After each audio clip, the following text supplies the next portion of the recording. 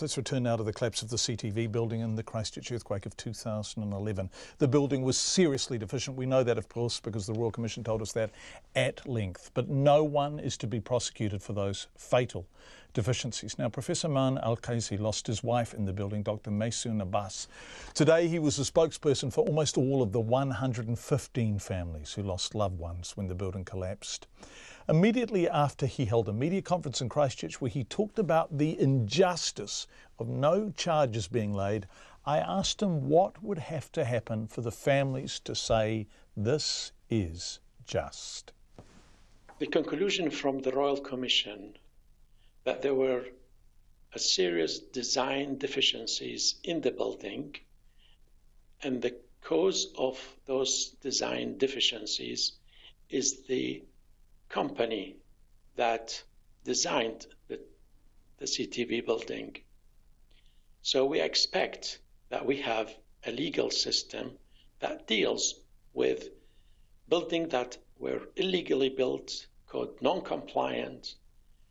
There must be some, so far, after 7 years, there is no single action taken against the people or the company responsible for the design and construction of the building. This is just unfair and injustice. You're talking about Alan Reay and David Harding there. That's correct. Those two people were been identified by the Royal Commission as the key people responsible for the design and code non-compliant issues. And John, I would like to clarify this because people sometimes ask me why Alan Reay, for example. And if he is listening to this, let me clarify it. First, he has a PhD in earthquake engineering, so he is well informed about the design.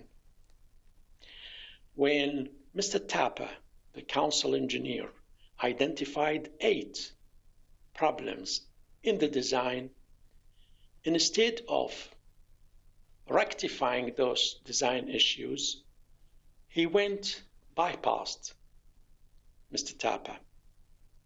So that was the first opportunity for him to rectify the problems. He did not. So he was aware that there were many problems in the design, and he bypassed them. Then another opportunity, 1991, Holmes produced a report telling him explicitly, this building will collapse in case of earthquake. What he did, he went and installed drag bars that are short. He did not even notify the council. He doesn't have a permit to do the job.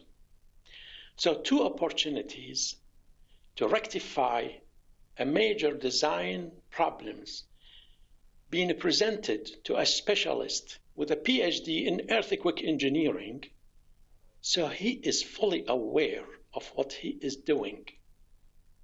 Yet he did not take any action.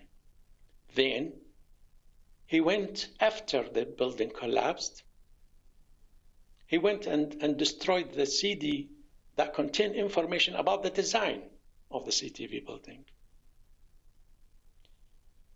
Then he came to the Royal Commission with 7 engineers, 3 lawyers, trying to confuse the issue. He did not tell us one single thing that helped us understand why this building collapsed. Then he resigned from IPENS when IPENS asked him to come and be investigated about his professional side of the story. We did not receive an apology from him. The ones that he wrote, as a matter of fact, I don't think he wrote, it was his lawyer wrote. It didn't really show that it's from the heart. There's no remorse. I didn't feel that it's true, and I didn't accept it. Professor Maan Alkaisi speaking to us earlier this afternoon. We try and try and try to get Alan Reay to front, and of course we get silence.